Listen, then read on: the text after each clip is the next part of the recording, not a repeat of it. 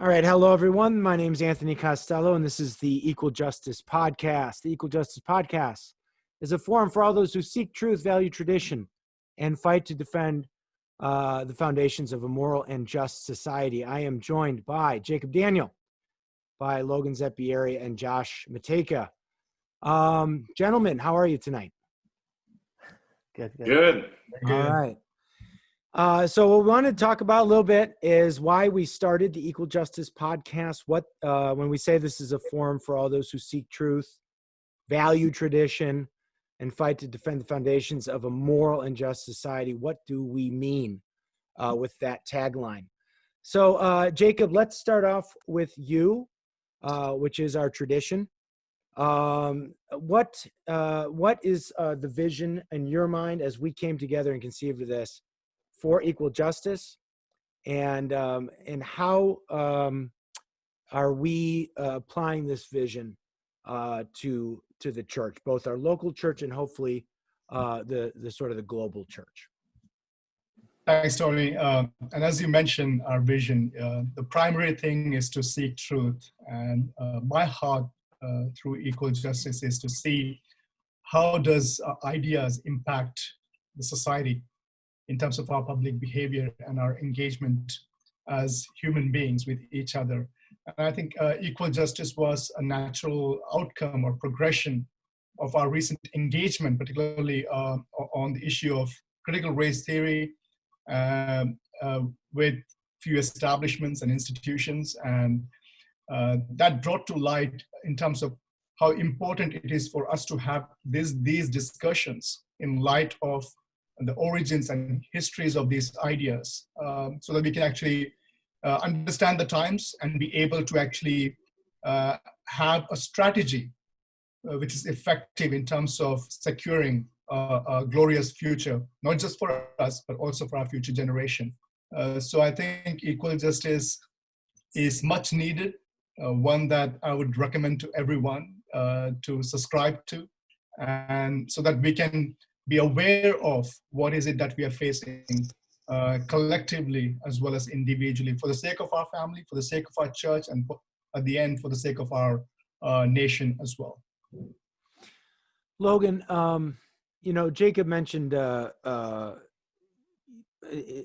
critical race theory, which, a lot of what we're trying to do here was spawned over the summer of 2020, when we saw the killing of George Floyd, the response to that by one of our favorite institutions, Biola University.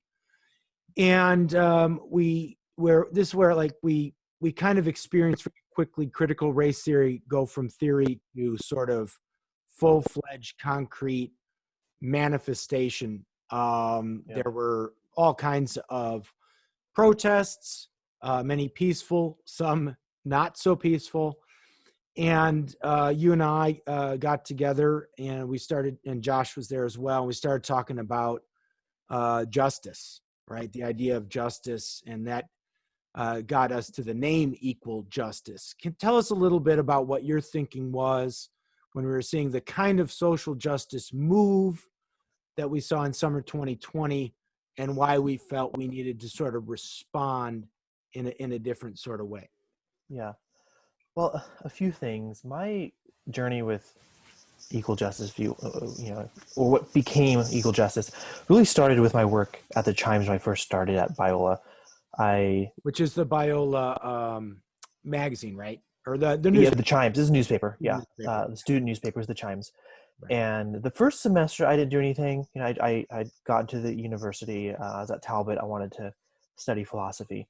And I just started reading the opinion section, just kind of combing through it, and realized that it seemed that the opinion section had by and large become kind of that commonplace social justice kind of forum where every article was criticizing something that I would feel that a moderately conservative Christian would hold. These weren't necessarily radical views, but if you celebrated Columbus Day, you're a racist, or if you celebrated Thanksgiving, you're a racist. I mean, some things that I thought were okay, it's still a little extreme. As time went on, I did join the publication and then ended up becoming the opinions editor, and it was in part trying to figure out where trying to get the temperature of the water, as some people would say, is why are people believing what they're believing? What are the arguments they're presenting? Trying to interact with the student body. And it wasn't until afterwards, and as you mentioned, the riots and protests, and I just started thinking, there's something about, I guess, the fundamental Christian conservative side that I thought was so valuable. And I was trying to figure out, okay, but how do you communicate that? I mean, I took 2 years of graduate level training, and there's no way you're going to get one class worth of material to the general audience, let alone 2 years. And it was when I started looking at social justice in this racial stuff and affirmative action and racial, race preferences went right into it. I thought, I think what it really comes down is, do we treat people fundamentally equal or not? Not tagging on their environmental forces, not tagging on personal development, not tagging on level of specialization, not tagging any of those things. Those in practical ways may be important, but fundamentally valuing other people over others. And that's where the equal justice came from. I was like, I feel like these are two competing views. Either you value people based off some external additional criteria, or you value them fundamentally as equal. And I thought with the Christian view in the Imago Dei, what like Josh interviewed Dr. Moreland, just fit. And so I wanted something that could say, okay, you can have one or the other, but not both. You have equal justice or social justice. Yeah, and to that point, Logan, I think anytime that you add another term in front of justice, you're no longer making it about justice, whether it's social justice or redemptive justice, or it takes the focus off of the traditional symbolism that we have of justice, which is the scales. And it's not to say that those other elements aren't important elements to Christianity, right? Like we need mercy, and those things I think are included in our system. So for example, right, the judge has the ability to pardon the person, and we have certain minimums, right, in the laws that we go by, and certain guidelines. But at the end of the day, that was one of the things that we discussed, which is what is justice and what does it mean to truly have an equal view of a person. So just to cap on that and summarize everything for the audience, I think that is really what we're looking to do. We're looking to seek truth and do it in a way where we're providing a view of people as fundamentally equal. Yeah, and that's, as you said, like this, the law aspect, we would say, we believe equal application of law. We believe equal before the law, this blind justice kind of thing. It's not about all these external criteria. But that's why we kept, going back to Tony, we kept asking, okay, but why is that? Well, it seems like because we're all fundamentally humans, but more that we're fundamentally equal in our human nature that's connected with God and so on and so forth. It's not because you're a king or because you've been oppressed or because you've been this or that is, conditionalized. There's just a fundamental standing at which all people can approach the bench in a way with equal standing. And there is definitely a fight against it, isn't it? In the academia and even in society, like when we talk to people, I mean, it comes down to, you can bring down all questions to this fundamental question: what does it mean to be human? And how do we create policies in terms of that very definition that we have, or answer that we have to that question? Or it could be, how do we treat each other in light of the fact that we are equal, as you said, not because we actualize our potentialities of any sort, but the fact that we have potential underlying the fact that we are all made in the image of God. And losing that very one foundation would lead us to a place where we don't want to go. With concepts as large as justice or equality, and Jacob, you have your PhD in the social sciences. Logan's got his background in philosophy, me in theology. Josh, you're in the business world now. So, I mean, these are all, justice applies to so many different domains. Equality applies to so many different domains of human society and culture. One can take a philosophical, theological look at it, a legal perspective. So, I mean, one of the things that I think we've tried to do is not just each one of us reading broadly on the topics and looking at it from different disciplines, But one of the reasons for doing that is because we realize that this is quite a struggle just for the average pastor to sort of get through sort of what they have to deal with in just even their local congregation, and with this mass amount of information coming at them about various worldviews, new ideas and stuff. So one of the things that I think was part of our vision was to pool our resources. And most of us are dedicated, well, we're all dedicated to study and research and this kind of life of the mind. Whether or not we do it well or not, that we'll leave to the The audience. people Only- will only decide, I Logan. guess. Thank God. But mob will decide. pastors are strapped, right? Especially in this time of COVID. My goodness, they have so many different things to think about, from finances, just keeping the doors open, their own individual work in spiritual direction. How does the average pastor or church leader deal with everything that's out there? It's just not possible for one person to do. So I think part of the vision here as well was, again, to provide this resource where we could try and draw together some solid biblical ideas, a theological perspective on the theories or the philosophies of man that are out there today. And hopefully, pastors would be able to make it accessible to pastors. But also, I think, Jacob, let me go back to you. We don't want it to be just sort of at a, and I hate to use this term, it's a little derogatory, but the popular level. But again, we're not doing right now cutting edge research, but we're trying to get a sort of hit a pedagogical sweet spot. Yeah. Where people, Logan's made this point too about how do we connect, what we learn in the academy with what people really need boots on the ground when they're doing ministry, evangelism, and teaching, right?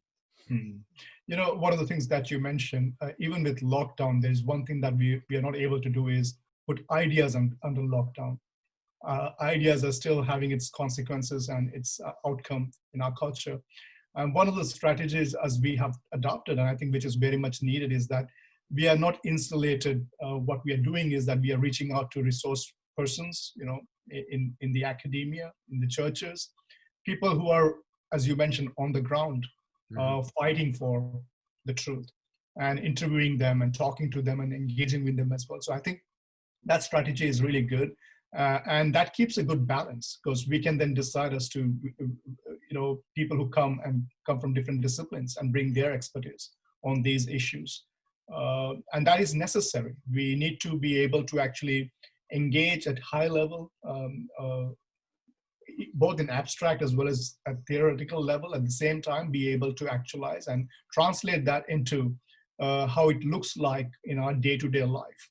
Right. So that we are not just fighting without a cause, but for goodness, truth, and beauty, as we would put it, at the end of the day. Right. And just, if I can jump in just for a second, what you said is with the pastors and the church leadership just being hit from all directions of, can you answer this question? Can you answer that question? This person's having an issue, that organization having an issue. Do you, there's a, some sort of horrific event that this person took place in that's connected to this organization. Are you going to announce them? How's funding? They're hitting from left and right. But this isn't an issue, I think, that is inherent within the pastoral position. If you're in any position of leadership, you'll see this. When I was working with, for example, business leaders and politicians, we brought them all in a room and said, okay, we all have our issues. Let's talk about all of the issues in your different cities, in different regions. And we tried to bring the foundations, because it was political, of the founding fathers. So we talked about equal application law. That was the thing. And what they noticed very quickly is that a lot of the issues they're having, for example, how do we craft certain tax policies? How do we craft, do we, poaching businesses or whatever, we don't want to run into that. How do you craft all these things? And we asked, well, are you trying to apply the law equally to everyone, or are you trying to craft certain policies to make it unequal? And you could see in, the small group that we had, about 12 or 15 of us, these different politician business leaders thought, oh my goodness, there's like a criteria I could evaluate a multiplicity of policies. In the same way, I think that's what helpful with this idea of equal justice, because we have intuition. We have both intuitions, I think, of, when Newsom goes and has dinner with a group of people. No one really attacked Newsom as a person. They said, oh, so he gets to do that, but I don't. But a lot of the same people can then turn around and go, oh, can we just listen to Dr. Fauci and what he's saying? So we have an intuition of, carving out authority given on specialized lines, but we also have an intuition of, okay, but we still want to all be treated equally. I think a lot of the conversation against CRT, I'm hoping that we can give, is this idea that like we can cut around all of the prudential cuttings of each question and ask, okay, but is this applying justice equally? Or are you trying to have justice under a different name for this person, and a different name for this person, different name for that person? So in a way, it's hoping to like reduce the number of research topics by saying, okay, we'll start one thing. Here's where it can come out, and you can have this huge theory and how it's applied. Right. Yeah, And I think that's good. And I think what equal justice, or what we desire or intend to do with equal justice, is to look beyond the symptoms. Look at what is it that's causing the symptoms that we are seeing in our culture that is causing more division among people on various criteria. And one of the things that I really love about what we are doing here personally is the fact that we are preserving and maintaining one thing that there's a fight against in our culture, which is a platform for civil dialogue. But not just civil dialogue to build bridges so that we may cross to the other side, but the fact that we can actually have authentic public square, a square where we are authentic about our ideas, where we stand on it, that we are not taking just neutral position on matters just for the sake of audience to decide on it. No, we want to lay down the ideas on the platform and let truth prevail. And I think that is one thing we need to fight for and preserve, because in our culture, that is exactly what we are getting away from. Yeah, that's good. I mean, Josh, Jacob, and Logan, and we talked about the justice aspect, the equality aspect. In our kind of in the motto that we devised that day, I think when we met up, I don't know how long ago now, it was last spring. I think it was maybe it was in the summer of last year, somewhere like that, where we also talked about valuing tradition. What are your thoughts on this? I mean, when of course, tradition can mean a lot of different things. I think everybody knows at this point that we're all Protestant Christians.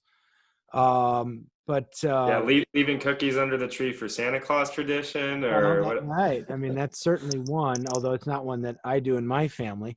But okay, but we talked about the tradition of the church, but also the tradition of which is maybe more contentious, Western civilization, right? The great tradition, sort of classical canon of literature.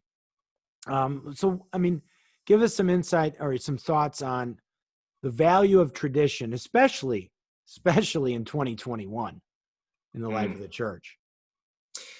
Yeah, I think tradition offers lessons already learned.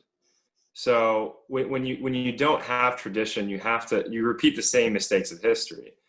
And the Bible verse that comes to mind is my people perish because of lack of knowledge. People like to often point to different verses in the Bible that really bring out what's one with Paul, where it talks about how knowledge pops up and creates arrogance, and it can lead to that, right? And the temptation that's associated with knowledge. But I think there's like over 100 verses which speak of knowledge positively and in a beneficial way, where it's good for the person to acquire knowledge and to use that for God's glory. And so I think to tie that into tradition and the use and the benefit of knowing tradition, when you understand not just how individual people have acted, but how civilizations and cultures have acted throughout history, it ties us to our ancestors. I mean, that's one of the great benefits of Scripture itself. I mean, so much of Scripture spends its time on the ancient Israelites and on the history of those people, so we can almost have a reflection of even ourselves and our own sinfulness and the mistakes that we make every day. And so I just think tradition is incredibly important because it allows us a window in which we can where we don't have to do the heavy lifting and the heavy thinking. I mean, most of the history of the church, they've already done that, right? With theology and C.S. Lewis talks about how we can have chronological snobbery and just, say, well, we have the best and brightest ideas and we know more now because we have access to the most resources or what have you.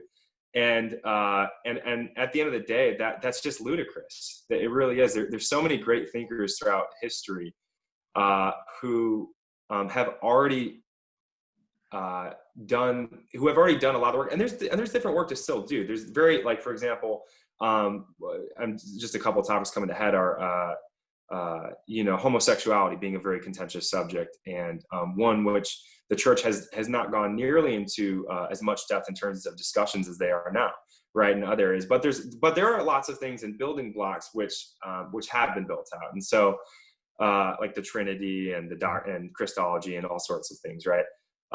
Just in the context of the church, let alone politics and conservatism and different values which I think we hold. But all that to say, I think tradition really just brings value that our ancestors give, and we can learn from that.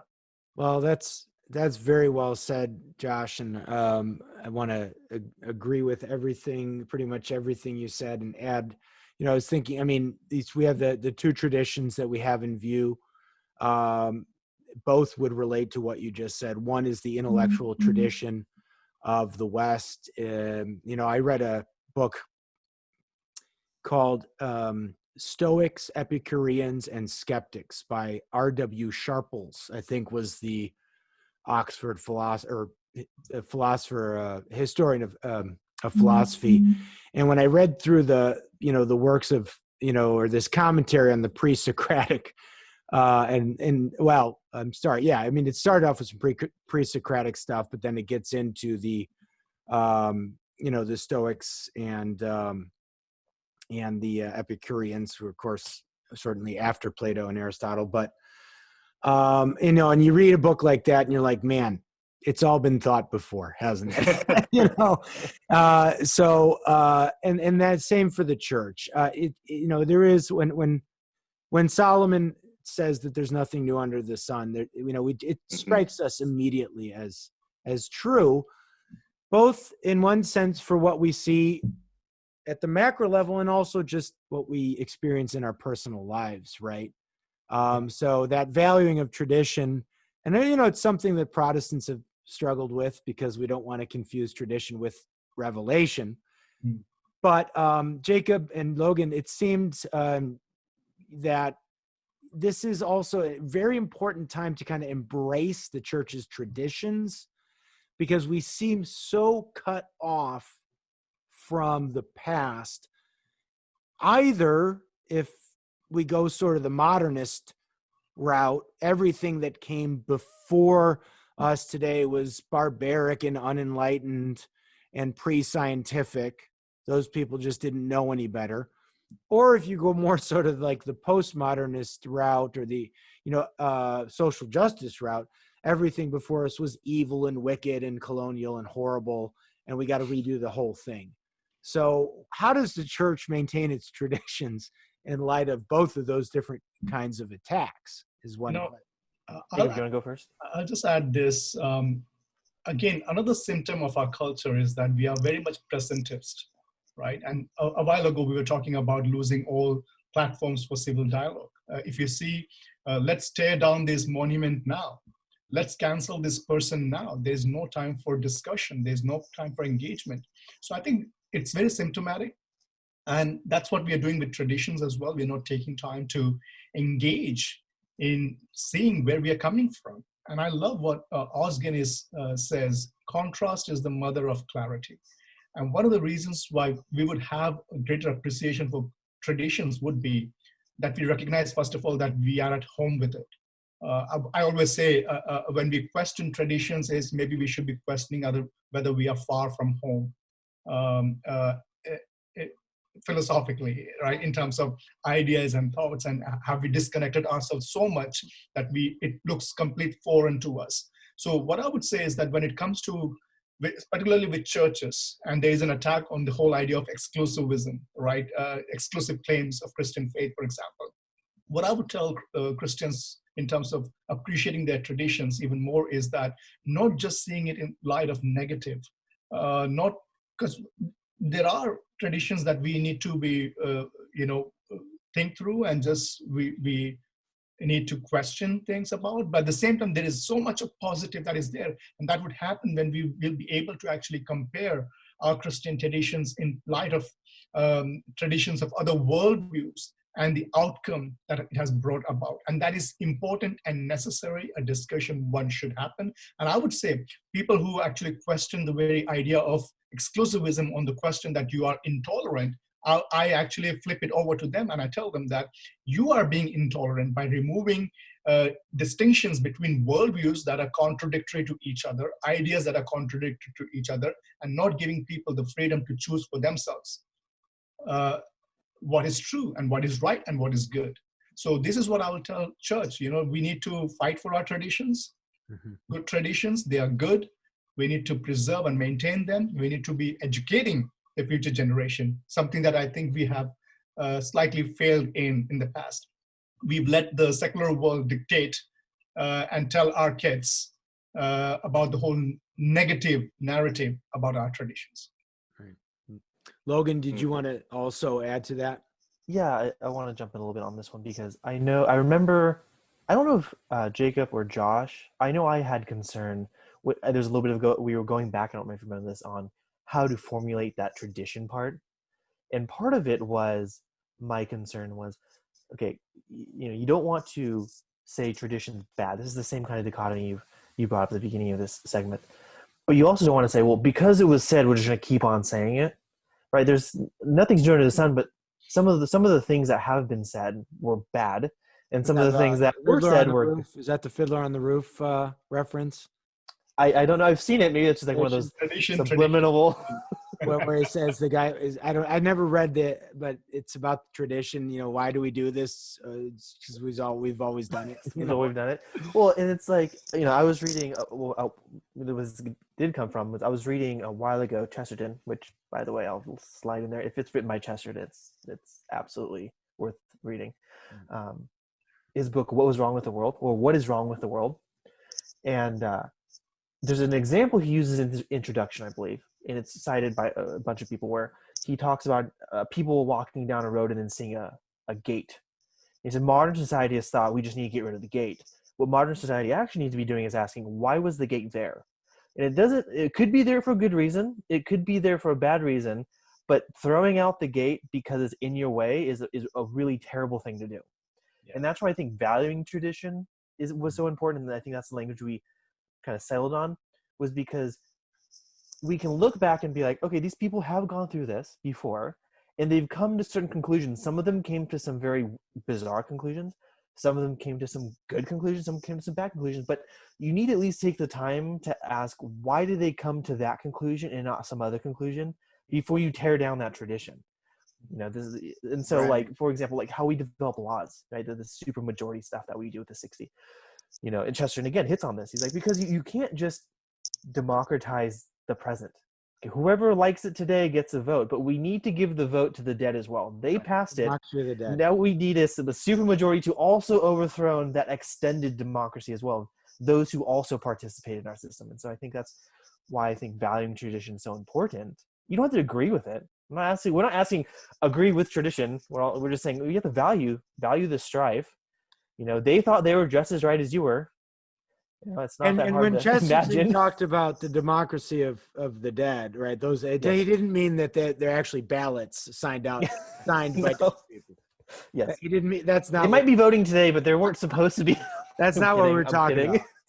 Talking about yes. taking into account the perspectives of those who have gone before us. So, one example I think that I think is worth mentioning of not really understanding tradition, both of in this case, both of the church and of American history, was when the illustrious Alexandria Ocasio-Cortez, and I won't say anything bad about her personally beyond that. was, when I believe there's, I think it's in the Capitol building, correct me if I'm wrong, but each state has two statues that are sort of representative of the state's culture, its history, its legacy. And one of the statues for Hawaii, the state of Hawaii, is that of Saint Damien of Molokai, who was one of the first missionaries to a leper colony on Molokai, where these lepers, and these are people with Hansen's disease, where literally the flesh would decay and everything, were sent off there to die. And he went and he lived with them. And, at one point he contracted leprosy himself and died along with them.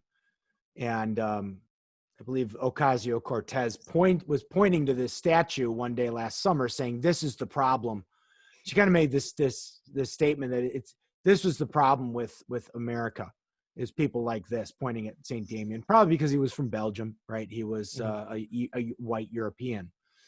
And the auxiliary bishop of Los Angeles, Robert Barron, had a very, very good response to that. And I'll let people, we'll maybe post a link to it. But so that it's that kind of like sort of disparaging of everything that's come before us. And in that case, it was both a disparaging of the church's tradition and legacy, and of America's tradition. So now the final, we've talked about the name, equal justice, quality justice. We've talked about seeking truth, which is our foremost goal. But and then a little bit now on tradition. Josh, the other, the way we ended the vision statement or the motto was to defend the foundations of a moral and just society. What does it mean to defend the foundations of a moral and just society? Simple question for you. Yeah. Be able to answer that in 15 seconds or less. Hot seat. Yeah, I mean, you could break down like every word of that, right? Is it to storm the Capitol? Is that what it is, Josh? Yeah. Probably not. Probably not. I think what we're trying to get in mind is a moral and just society, right? That's the aim. That's the telos, right?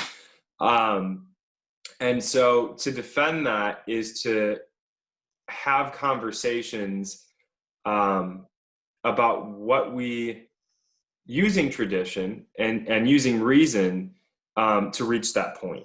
And I think if we can convey to the audience, to people that watch our channel, whether it's on YouTube or whether it's the podcast or what have you, about how to get there, and not our ideas necessarily of how to get there, but of actually traditions' views of different cultures who have lived previously, and what societies have been formed through Christian Judeo values to get to that moral and just place. That's really the goal, and that's what we want to do is defend that. So how we do that is going to be dependent upon a lot of things, but that's the main goal. Okay. This is what I would add to that, is that particularly with equal justice, and as the name suggests, and our vision, one of the foundations that we are fighting and defending is the valuable gift of Judeo-Christian worldview, or the foundation of the intrinsic worth of individual. There is no other worldview that could offer us that very foundation, that the fact that we all are made in the image of God, and therefore we treat everyone the same. We uphold justice for all people at all times in all things. And I think with equal justice, that's the very foundation that we are trying to defend particularly. But we need to understand that Christ has offered unique foundation for us, a solid foundation to build our society upon. And as Christians, we are not called to run away from the command that we have to be the salt of the earth and light of the world. And I think we can defend these foundations starting at our home, starting with our children, starting with our building a family, because I think that's the very fact that it starts at family. And as you wrote the other day, Tony, about the importance of family and why it is, as the family falls, so does the nation, so does the church. And I think we need to be actually upholding and defending these foundations starting at home, but not being also silent about it in the public square. We need to be speaking about it. We need to be writing about it. We need to be sharing it from the pulpit whenever and however it's possible, and creating, as I said, an authentic public square where we come together and engage with each other. And that's what we need to be doing. Mm-hmm.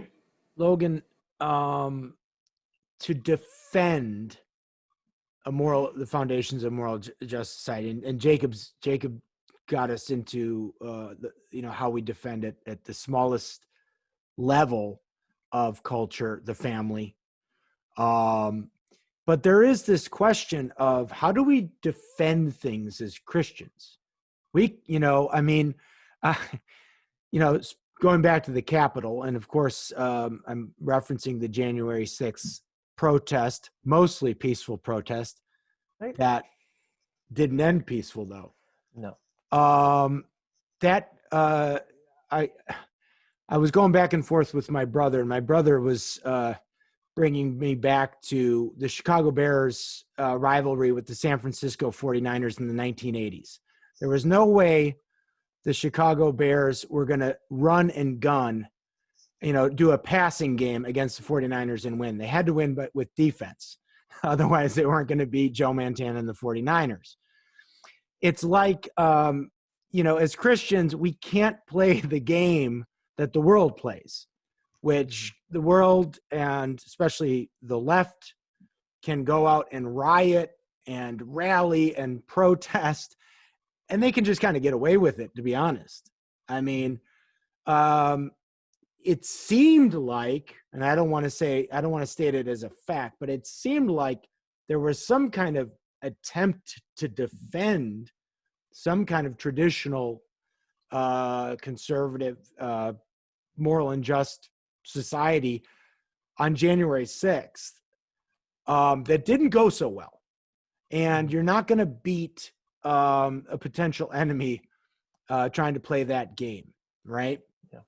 Yeah. You're not going to win that way. How, though? Because we do feel the crunch, don't we?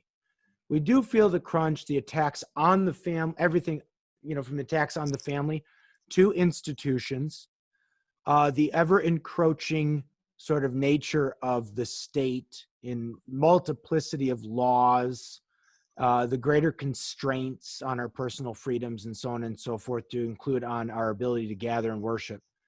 But how do we defend?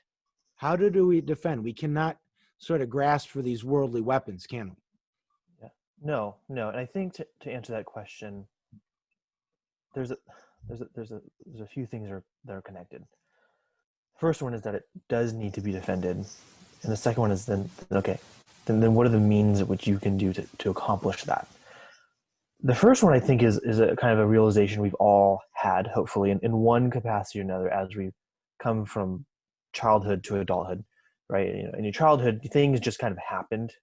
You show up to school and the lesson plan was just done, right? You just got the lesson, or maybe at 5:30 o'clock, dinner was just served. And at some point, you realize in your life, there's effort that goes into preparing a very orderly dinner, or a very orderly lesson plan, or a wonderful activity if it's on the PE plate or whatever, right? Playing a baseball game, you realize, there's a coach, and that guy doesn't have necessarily the same experience you have as the baseball player. So the first one is you have to realize that freedom and liberty and all those sorts of things, right? Morality needs to be defended. And the natural course of things is for it to degrade.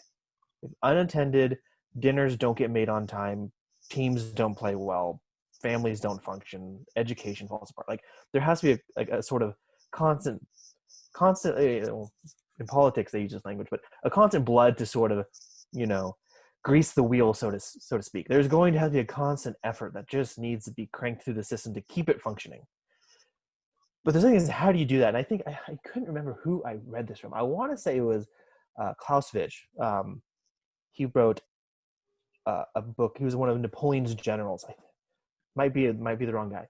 He says something to the effect that the terms of war dictate the terms of peace, something like that. And I think that's what we need to realize, is that things can be unfair, but how you fight the war is going to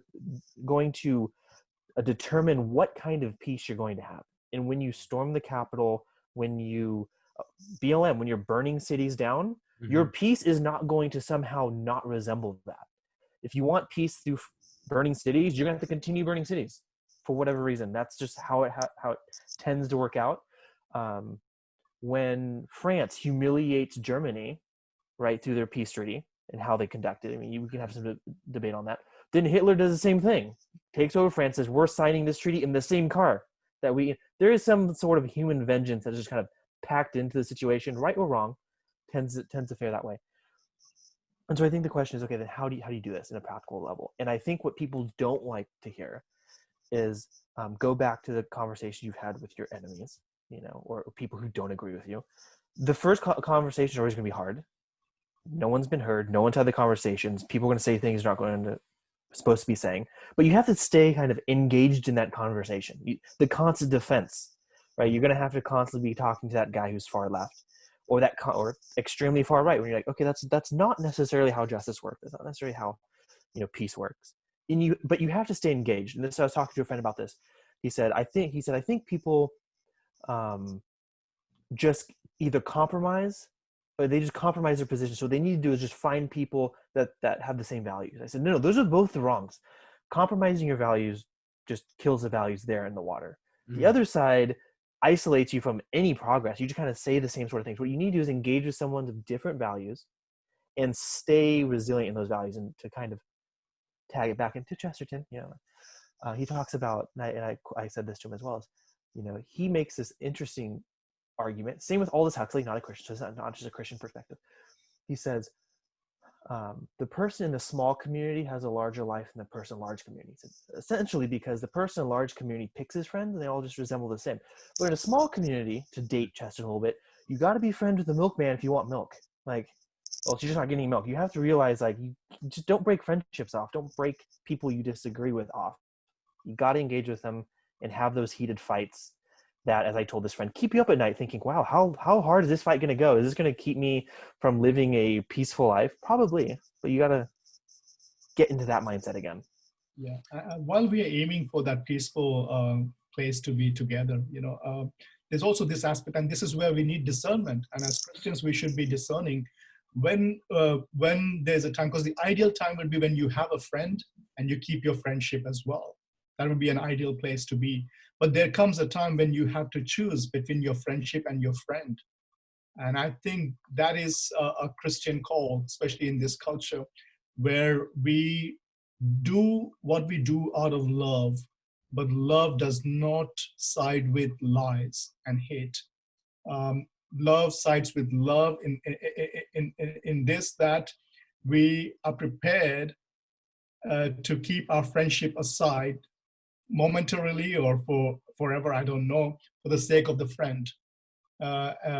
That's a Christian perspective. But the ideal, as I said, would be to have the friend and the friendship together. And that's what we should aim for. Right. It's not that we are always aiming to actually save the friend and not the friendship. No, we must be aiming for both, but they both are not guaranteed together. Well, and to kind of take this to the level of the church as a whole, not with individuals maintaining those friendships in spite of the disagreements and working hard to have difficult conversations. And I'm going to butcher this, but I think it was in Taylor's book, A Secular Age. If not, it was in Alistair McIntyre's book. Isn't it a book that has everything in it? Yeah, that's why that's why I'm struggling. Like, was this in Taylor? It probably was, because everything else is. But if it wasn't in him, I think it was one of McIntyre's books that I read recently, where he talks about the constant battle of the church, not giving in too much to the culture, especially in its use of language and its accommodation. It's accommodation, right, to the culture, lest it just vanish into the culture.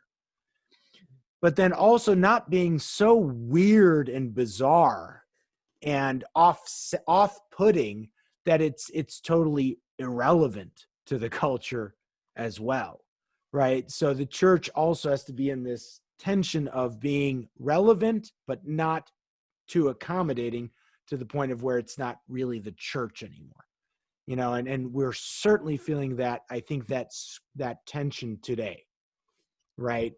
So anyways, gentlemen, one of the issues that we will address, where there's a lot of tension, and we'll keep doing deep dives on this because, again, it was, I think, sort of the main sort of philosophy of the day that's out there that sort of drove us to put this team together, is critical race theory and the social justice movements that we have seen it sort of spawn, especially in the last 4 or 5 years. And the church's continued engagement with that as we see it not just explode in culture, but also really get into the church. So on that note, let's open it up. Any final words on equal justice? Anything else that we should put on the table right now? Yeah, this is what I would add. And I'm borrowing this from David Bentley Hart. And let me also say that I don't agree with everything that he says. Or You're not a universalist. I'm not a universalist. Specifically speaking, I guess. By the way, I know the book that you look at. It's a huge book. I can't remember the guy's name. I think it's McLeod, but I'll get it to you. Okay. Good. So he does point out this, though, which I think is very much possible. I think I would love to see the whole burning bush effect on our culture, where God pervades all of the creation and without consuming it. And I want to see God's kingdom come and his will be done here on earth as it is in heaven. And as Christians, we need to be marching forward with this confidence that our confidence rests on the promise of Christ, that the gates of hell shall not prevail against the church. And we must fight with that confidence. The gates are not the ones attacking us. We are the ones called to attack the gates. And I think in our culture today, we need to take a stand and fight well and also finish well. And that's the hope. And I'm so grateful for a lot of people who are reaching out to us, both in the academia, also in the church and individually, thanking us for the ministry that we are doing. And I want to thank them for the support that they're giving us on social media and other ways. So yeah. Well, that's good. I'll make one final reference to a historical figure that I'd like everybody to know about. I did pen an article. It'll be coming out in a Touchstone magazine in the March-April edition on somebody by the name of Franz Jägerstätter. So I would recommend to everybody to watch Terrence Malick's most recent film called A Hidden Life. Whether or not you like Terrence Malick's style is not so important, but there's a way to fight honorably. There's a way to fight as a true Christian, as a true saint. And I would reference someone like Jägerstätter, who went to his death, actually executed by the Nazis, for his refusal to sign the Hitler Oath, which many did. Many who, beyond that, maybe they didn't do too many terrible things, but they were willing to sign the oath of the National Socialist Party and a pledge to Adolf Hitler. He refused, and he refused passively and got brought up to Berlin and executed for his refusal. So that's just something for everybody I would recommend watching that movie. It's really good. And taking that as an example of how to fight as a Christian soldier. So, all right, gentlemen, thank you so much. And I look forward to our next topic. Have a good night.